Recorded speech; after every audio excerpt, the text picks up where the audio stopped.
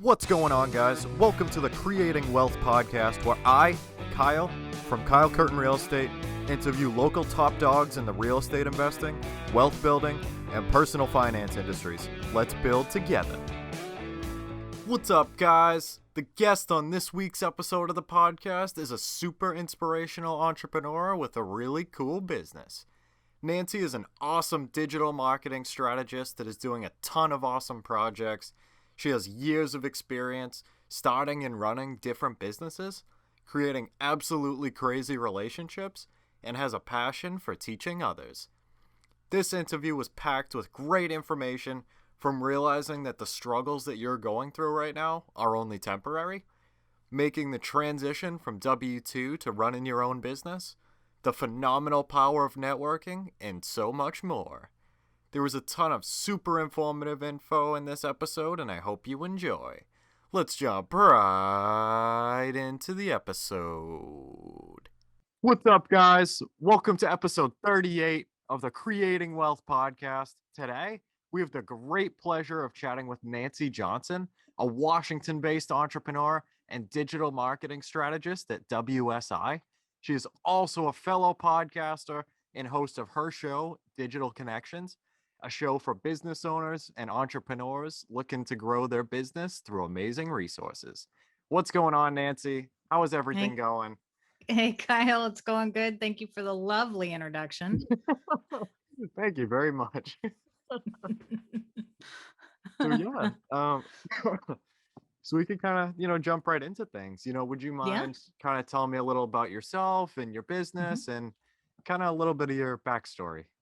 Sure. Yeah. So I am a digital marketing strategist and I'm also an independent agency owner. WSI is one of the largest digital marketing networks in the world. And so we've got agents and agencies in just about, we're in like 80 countries, I think, or something like that, right?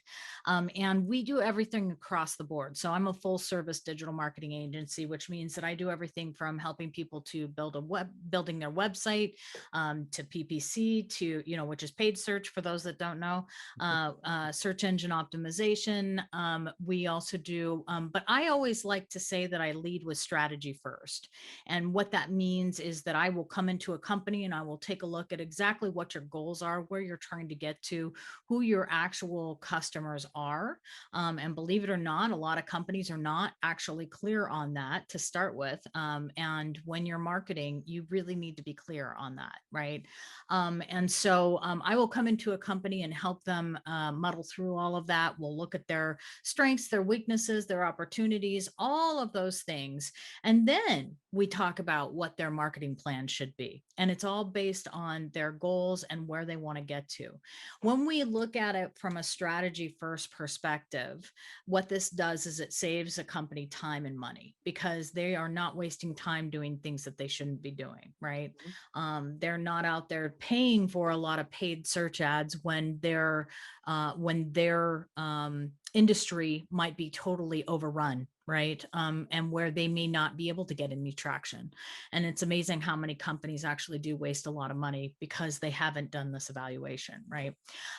So that's kind of what I do these days. My past, I was with Microsoft for about 15 years. So I do come from the tech industry.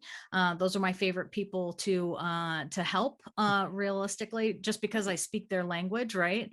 But realistically, I can help just about any small to medium-sized business. I love helping companies that actually have their own internal marketing team, and they want somebody to partner with on the digital side. So that's kind of my focus these days. But then again, like you mentioned, I've got the podcast, which always keeps me busy, and I love meeting new people. So I'm always out there networking, trying to find great resources for business owners and for entrepreneurs, because it's a very important thing to me. I believe very much in supporting that community as much as possible. And if I can bring back information that helps them in any way, the better, right? So Of course, yeah. That's yeah. extremely interesting, Nancee. What kind of got you into that, like initially?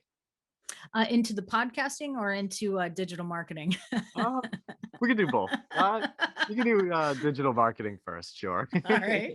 All right. Well, digital marketing actually, and I guess the stories really are kind of connected, right? So like I mentioned, I was at Microsoft for 15 years, and I kind of came to the end of the corporate world cycle, if you will. Yeah. And it just was no longer satisfying to me. I'd kind of grown to the point where I wanted to have my own clients. I wanted to be able to help people directly. And Microsoft is an awesome company. It's wonderful to work for. The benefits are amazing, of course, right? But you don't. There aren't many positions that actually get that individual touch, right, with the actual client. And I really that's kind of where I wanted to be. And I started thinking about what it would be like to own my own business. And it was sort of then that I started developing that passion for folks that are out there doing it day in and day out, right? And to me at the time, I kind of glorified them, right? I would look at people that own their own business and I would be like, oh my gosh, these guys are amazing, to be able to do this. And I just I really then I learned Yeah. what the struggle that the struggle is real. Right. And a lot of business owners, what they go through, they may start a business because they had a passion, and ultimately that business ends up killing their passion. Yeah. And I thought, if there's anything that I can do coming into this, because I did actually, there was a small stint in there between working a corporate job to owning WSI franchise slash agency. There was a small stint in there where I opened my own company called Writer's Voice. And the idea was to help other writers be able to publish their books to Audible and to teach them the whole process of setting up a home studio, of how to record, how to get the settings right, all of that kind of thing. But I found out what a lot of business owners find out in the first year, and that is that it is not easy, right? And uh, especially coming from a corporate background where I had all that support, right? I had the branding, I had the people, I had all the things that I didn't like to do. Somebody took care of the financial piece of it, you know what I mean? Yeah. And they did the books. I didn't always have to do the books. And so all of those pieces for me, I was like, it was overwhelming, right? And I probably could have made it work, but I also knew it was going to be a hell of a lot of work to Yeah. make it happen, right? But it's also what helped me grow that love for the business community as well, right? Because you understand what they actually go through when you've gone through that journey yourself of struggling to own a business. It's also why I made the choice to go with WSI, because of all the support that a network like this provides, and having the branding. Because realistically, when you're a digital marketer, I'm more concerned. I want to be more involved with the brand of the client that I'm serving, right? I Yeah. don't want to have to spend all day trying to build my brand to help them. Yeah. And so for me it made a lot of sense. Yeah. So yeah, that's kind of the story of both there. That's absolutely incredible. I think it is really interesting, kind of going from the corporate mentality to, a completely new environment, and having to really like kind of pick up a lot of things that were taken care of for you already, in that kind of space. And it just kind of like, learning how to do about apologize. Learning how to do a bunch of things. And yeah, and just kind of, yeah, picking up, everything that comes with, owning a business and stuff. And yeah. Well, and I think one of the things I didn't expect, that was kind of and I don't know why I didn't expect it, but was the networking piece of it, right? How important having the support of a good network is, inside of a corporation like Microsoft. Your network is so interbuilt into everything, right? And so you don't really have to think about Yeah. building it, right? The people are sort of already, your team is determined for you, right? But whereas when you own your own business, it is a matter of you going out and building that network, right? And so I had never really fully networked in the traditional sense before I left Microsoft. But Yes. then I also found I found BNI, which I think I've introduced you to, right? Mm-hmm. Which stands for Business Networking International. And that is an awesome way to start when you're a small business owner, right? But WSI comes with that network, right? You have an entire network of agents who have already solved the problems that you're looking at solving, right? And you'd think that they would be competition, but that's not it, right? They're all there to help each other grow. They're there to help each other learn, and they're there to actually support the brand of WSI, which stands for something great, right? Yeah. And it brings quality into a solution for people. And that is what the whole network supports, right? And it's pretty amazing. But it's also one of those things where, yeah, I love having that, and I didn't even realize I had it necessarily, right, at Microsoft. So getting out there on your own and then having to build that is definitely one of those challenges that I didn't foresee, you Yeah. know? It definitely is. I mean, kind of being in, a space like that, you're right. Like, the support is just kind of there, Hmm. for the majority of tasks that you come across. But, when it comes to your own thing, whether it's like a franchise or open up your own small business or whatever, like you actually, like you said, have to go out and build those connections and Hmm. see. But like I've found so much value in networking, especially, and like it's a lot of fun, to just kind of hear like everybody's stories because like, Yeah. everybody's in, began from different places and, from all over and different industries. And, it's always fun. It's always fun to be able to kind of connect those people together and stuff and just kind of bring each other up. Yeah. And like you mentioned earlier, about uh like yeah, people, potentially having competition. And that's kind of the same thing with like the real estate investing world as well, that I've noticed. Is there a lot more people out there that like want to help each other out and help each other Mm. succeed than there are, people like, being super competitive and, cutthroat and everything. And it really is eye-opening, to Yeah. see like a lot of people, trying to accomplish the same tasks but are 100% willing to help each other out and, get to the Mhm. same point together. There really is, a lot of power behind it. Yeah, totally. I think it's one of the things that BNI points out really well to its members is that, for example, because they're like one seat per industry, right? Or one seat per, you can't have two Medicare insurance agents in the Yeah. same chapter, right? You can't have two real estate brokers. But you can have two real estate brokers if they are doing two different things, right? But what it also points out, because we'll get visitors sometimes in, that have the same seat and they'll give their commercial. We give a 40-second commercial about our businesses each week to each other. And, it's not, you have to realize it isn't, yes, it is competition. But when you realize how much you could actually leverage the other person to build your own business in addition to helping them build theirs, that's where the magic occurs, right?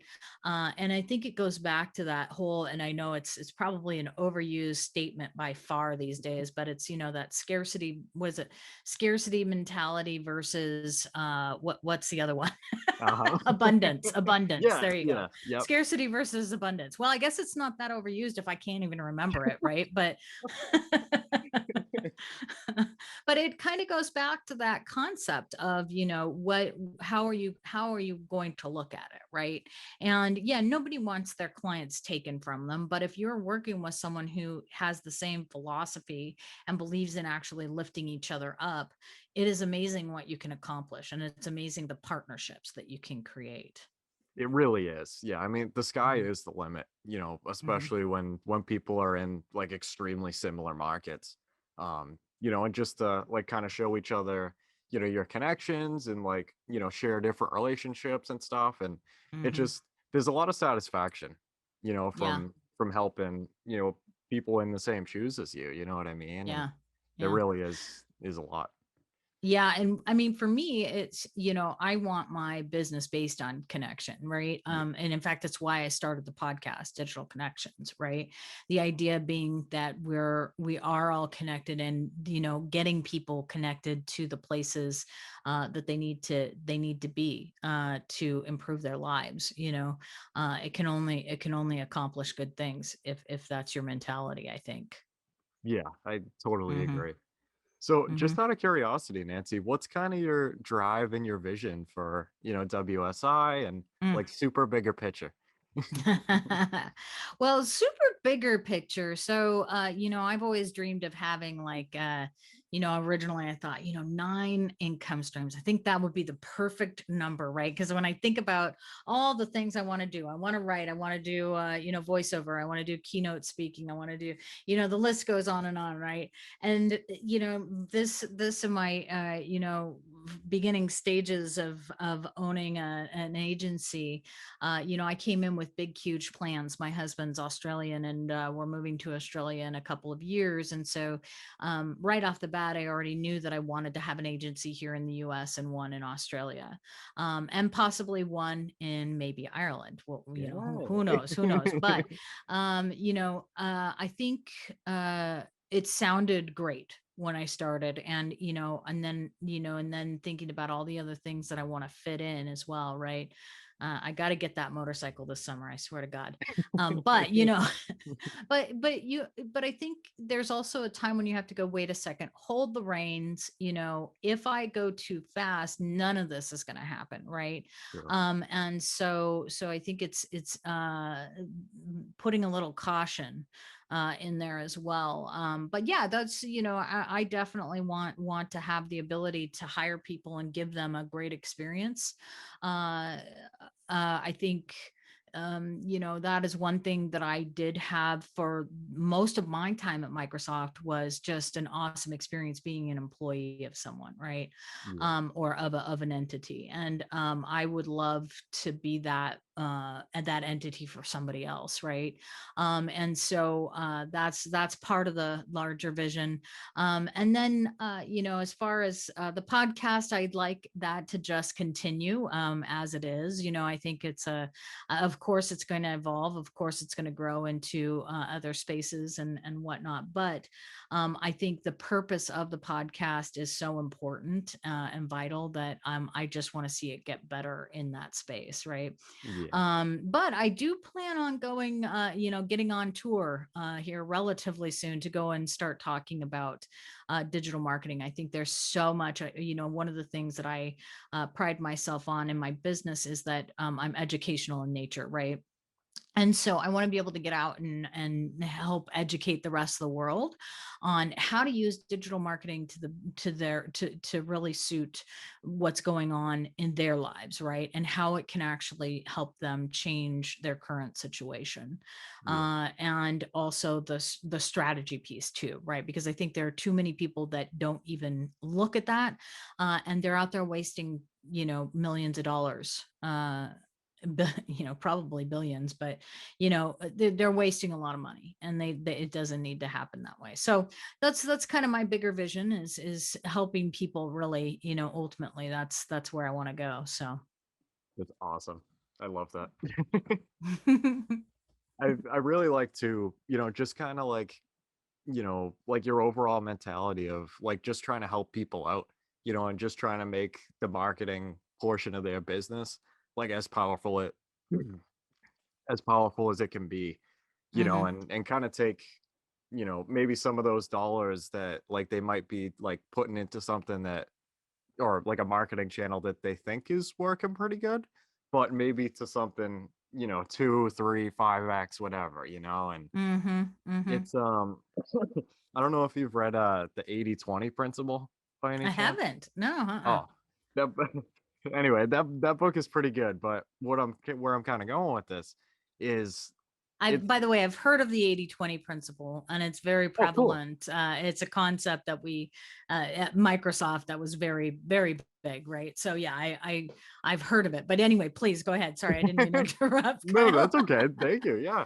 But anyway, so guys, pretty much that's the is it the Pareto principle, like the other name for it, I think. Mm, I mm, forget. Anyway, so basically it's like an idealism where like 80% of your results are coming from 20% of, whatever you're doing, like in your yeah. business. And like that just kind of, like made me think of it. Like what if, tracking the metrics, based on like reach and, Hmm. like pay per click and, just like that kind of thing. And just kind of figuring out like what you can really double down on and Hmm. what isn't necessarily worth, continuing to pursue, like kind of Yeah. based on the data. Right. I feel like there's a lot of power, behind that. And like especially, Absolutely. with your experience and stuff, Hmm. it's incredible. Well, and I think you just hit on an important point, right? So, I know there are a lot of people that they may own a blog, right? They love doing it. They love putting information out there, week in and week out, right? But they may not have many people that actually read their blog. They may not. They probably don't get any business from their blog, Yeah. but it's something that they totally love and enjoy. And I think it's really important that people understand that the rest of the things that they're doing in their business are allowing them to do those things that they love, whether or not those things that they love are generating the income that they necessarily want, right?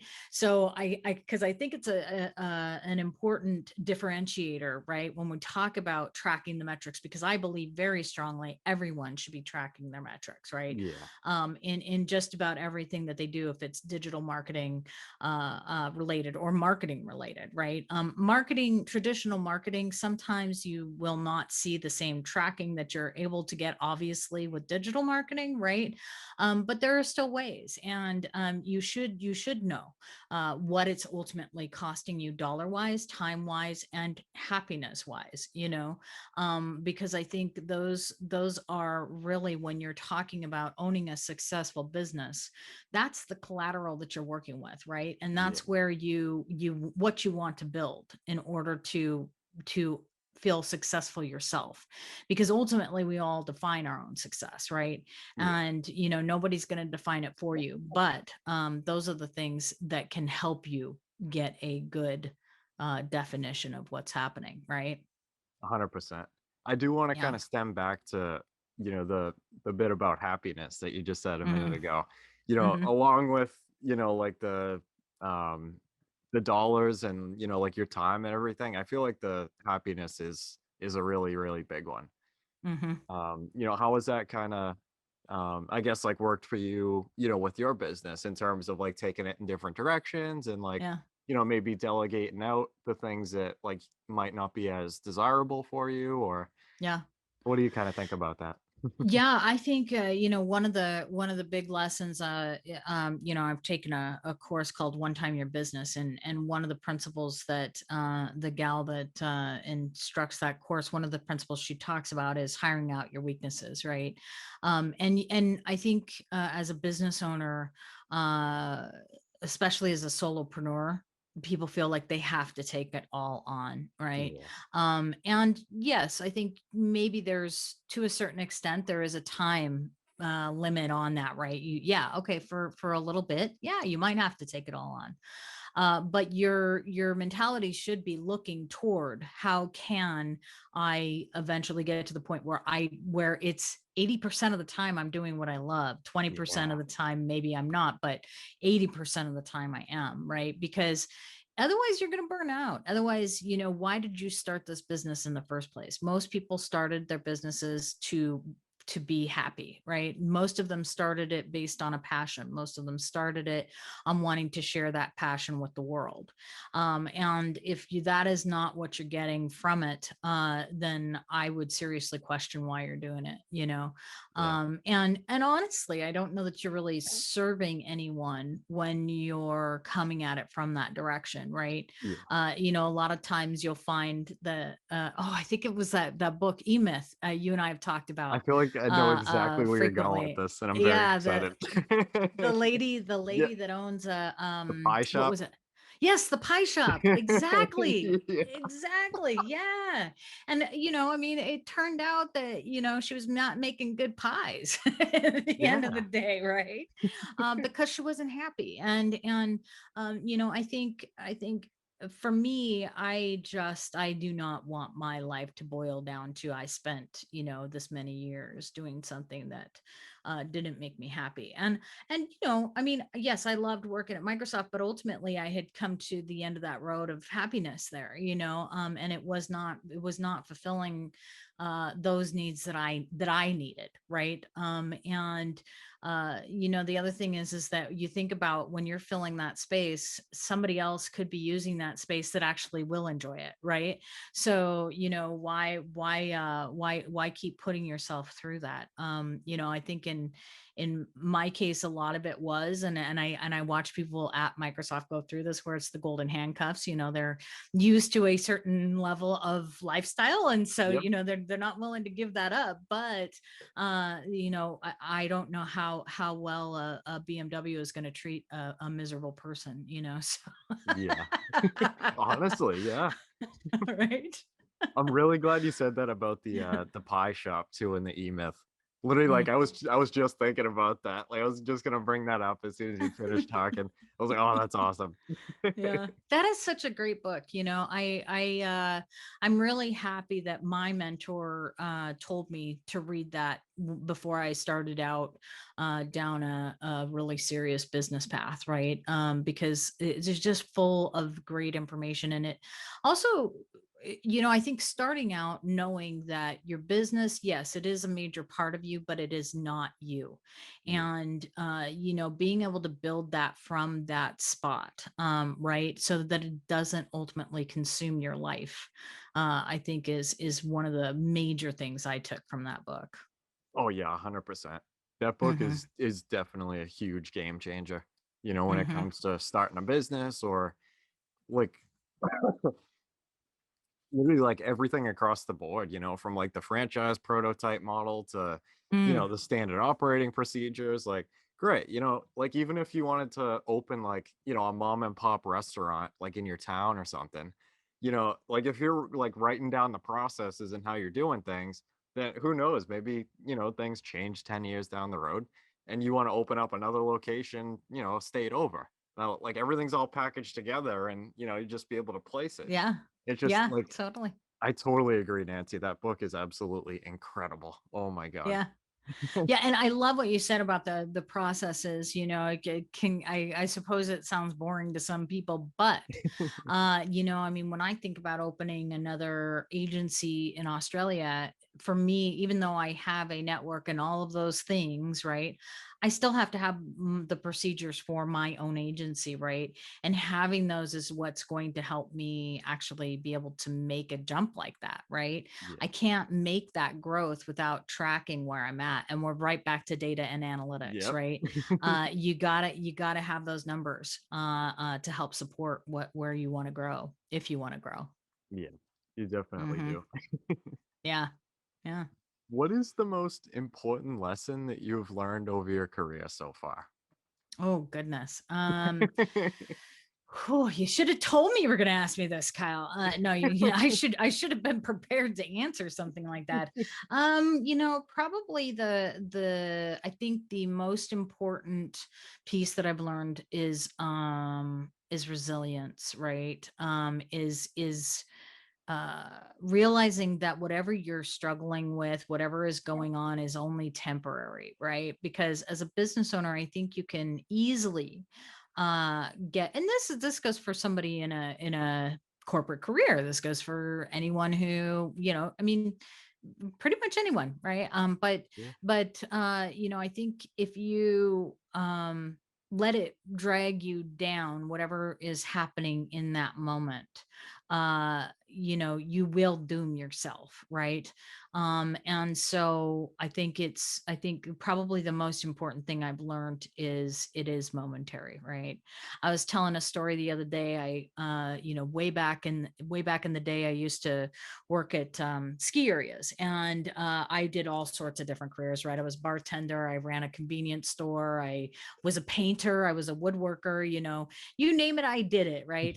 And I was actually working at the convenience store one day, which by the way was a convenience store, a post office, and the public rest stop all rolled into one, right? So it was a very interesting place to work.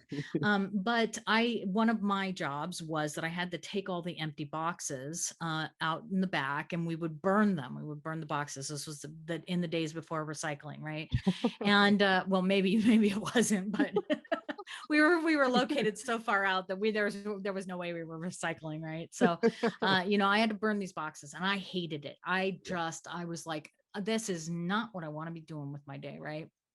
So I'm out there breaking down the boxes. I'm like, rah, rah, grumpy, grumpy, grumpy, and throwing them on this fire, right? And all of a sudden I stopped and I realized, I was like, oh my gosh, you know what?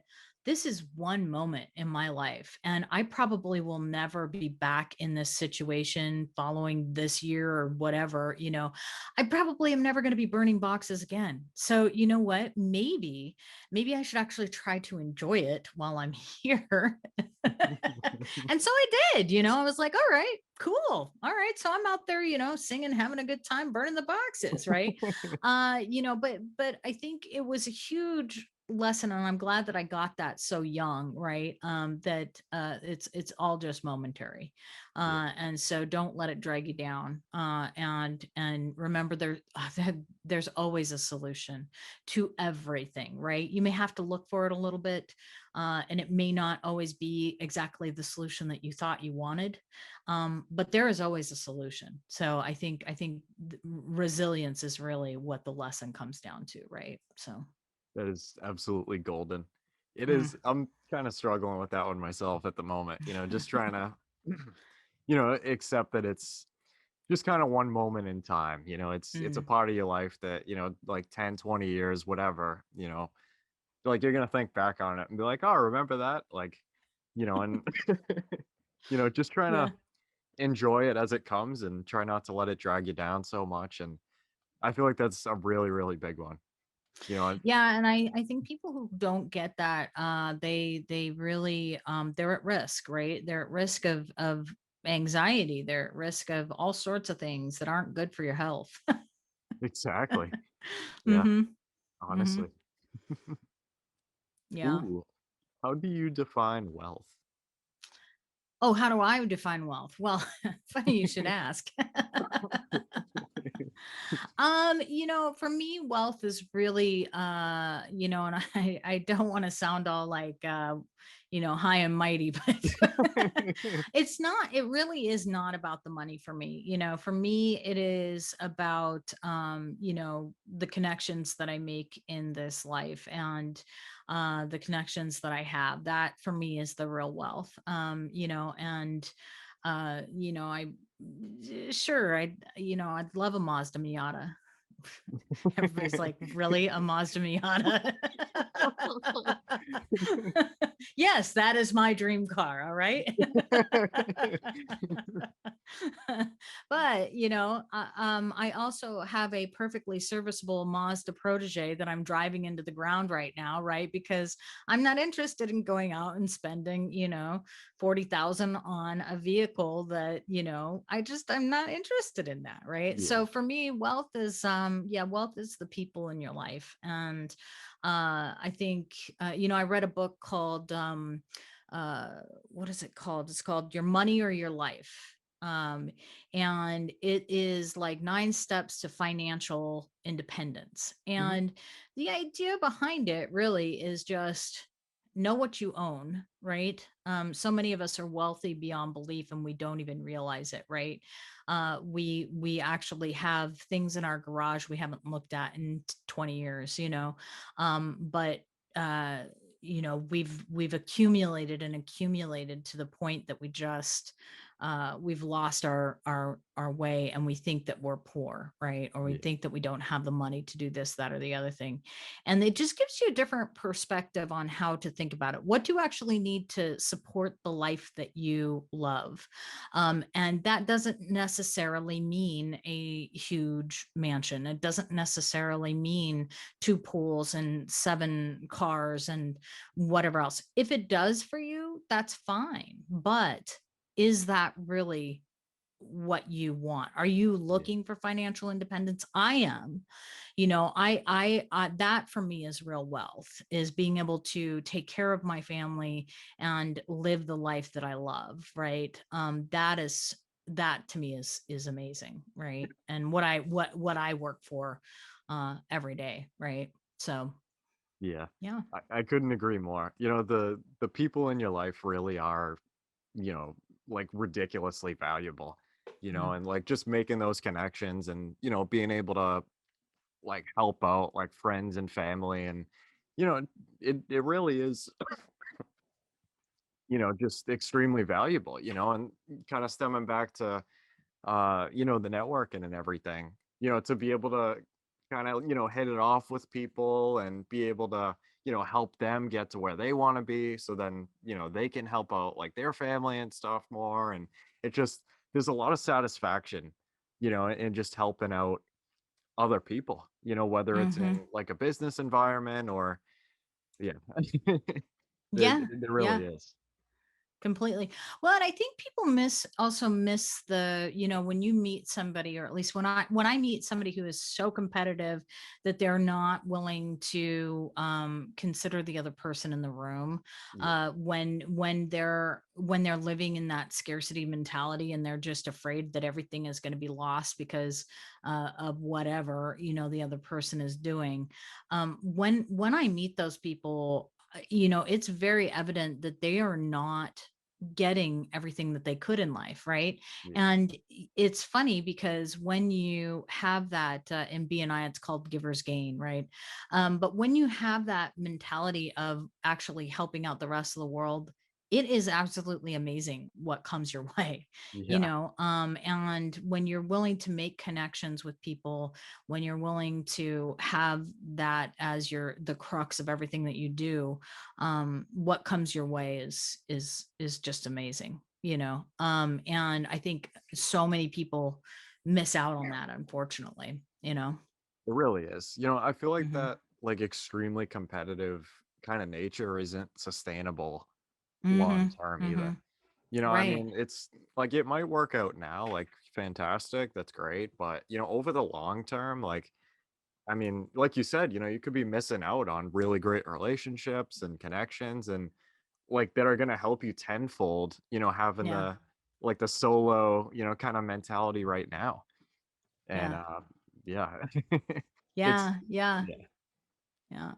I Yeah. think the other piece of it too is, the personal accountability piece, right? Yeah. And actually just taking responsibility for the things that you do, and because that's the other, and it's interesting how they sometimes go hand in hand, right? Where the competitive person wants to blame the rest of the world for the problems that they're experiencing, right? Rather than saying, I have the ability to change this. I can go out and find a solution to this, right?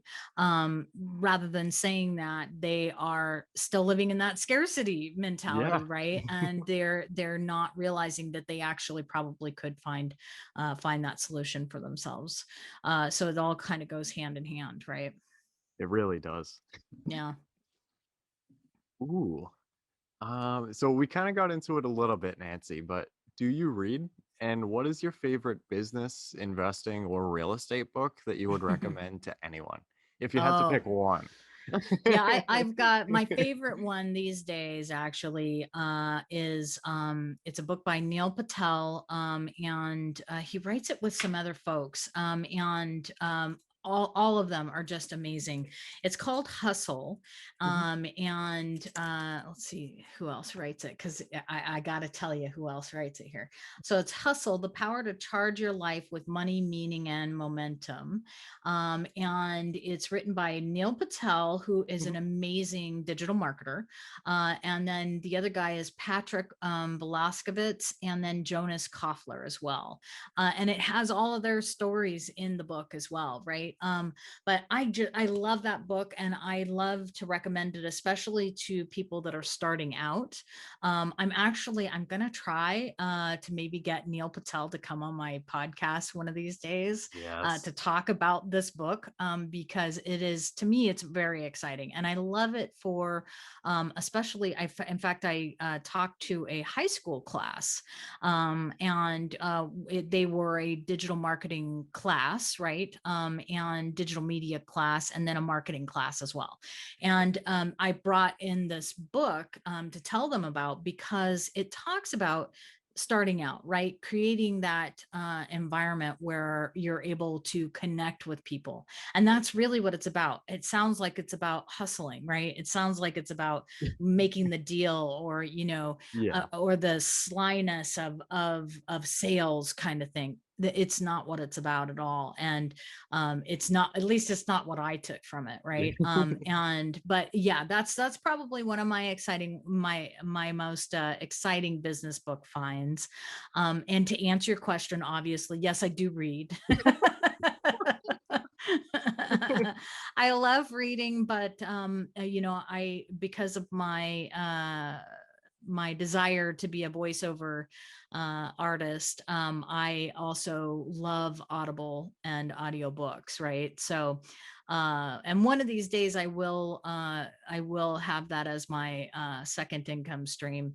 And I actually did open the business, to do Yes. that, right? But yeah, so yes, I love reading, but I love reading and listening to books both. So That's awesome. I think that's yeah. wicked cool how, you were able to kind of talk to that high school class and, kind of show them, maybe even like open up their eyes to, like the different kind of ideas and stuff. And I Yeah. was gonna say, I thought his name sounded familiar, and then you said he was a digital marketer. I was like, yeah, Uh-huh. I've definitely seen him on, like YouTube or like a website or something. Well, I haven't seen that guy before. Yeah, probably everywhere. It feels like he's everywhere. I mean, he's definitely he is a master at managing his social media, right? And managing his online presence. Which is hence why I also think that he's one of the most brilliant digital marketers out there, right? Because he's one of those guys where everything you look at is perfectly done, Yeah. in the digital marketing space, right? There are things you can look at me and you can be like, really? She's a digital marketer? I hate to admit that, but it's true. I am not up to Neil Patel standards quite yet, so one of these days. That's What about awesome. you, Kyle? What's your favorite business book? Ooh, honestly, the E-Myth has to be really, really up there. Yeah. Like Mm, extremely mm, up there. Like there's like yeah. a handful of books that like I've committed to reading like at least once every year for probably the Hmm. rest of my life. Like just to keep that, keep the ideas still flowing. Mm, And the yeah. E-Myth is definitely in the top two. Yeah. Like Yeah. just like I'm with you. Yeah. yeah. Totally. Hmm. Yeah. Just like that book in general. I don't even know how much I paid for it. It's probably like $10 or something like that. And the knowledge is like absolutely ridiculous. It's Hmm. Hmm. oh my God. Yeah. I agree. I agree. It really is a Yep. game changer, kind of across all industries too. And I think Yeah. have you read any of his other versions of it? I think so. There's the E-Myth Revisited, and then I That's the think one there's that I originally read, was the same, Myth yeah. Revisited. Yeah. Hmm. I think he's Hmm. got like a bunch of other ones or something, like Hmm. more specific. I don't know. I haven't Yeah. read them, but I haven't either. Nope. Mm-mm, not yet. But I mean, it's kind of hard because you're reading the ultimate guide in a way when you read E-Myth Revisited, if you ask me, but I mean, there's a Exactly. lot of other great business books out there. There are, but that one just encapsulates so much. And I think it sets people up for success to begin with, because it helps them see their business as a separate entity that Yeah. it is, right? And I think, in my opinion, it probably helps people continue on with their passions, as well. Right. And so, yeah. Yeah, I couldn't agree more. Even like just from, finding your target demographic to, Yeah. like filling a gap with, some kind of idea for a business, and, how to like make your processes like it's like an all-in-one kind of book, it's like literally everything's there. Right. Like Right. it's Yes. one of those kind of things that, like yeah, I feel like you have to read it a couple times, to really digest a lot of it. And yeah. It's unbelievable. Yeah. Yeah. For sure. For sure. Yeah. But yeah, thank you so much for coming on here, Nancy. It really is a pleasure. I'm very Yeah. excited to have you on and chat with you again. And I can't wait to see, where the podcast and the business and stuff goes. And if you come out to the Massachusetts neck of the woods on your speaking engagements, let me know. Yeah. One of my good friends, she's from her family's over there. So I'll swing by, Kyle. Definitely. So where can you and like the businesses be found on social media? Yeah, probably the easiest place to go is nanceej.com. That will give everybody all of my contact information. It'll bring you to the podcast. It'll bring you to to my agency. It'll bring you to all the places. But if you're interested in just checking out the podcast, it can be found at digitalconnections.us. And we're on all major podcasting apps and YouTube as well.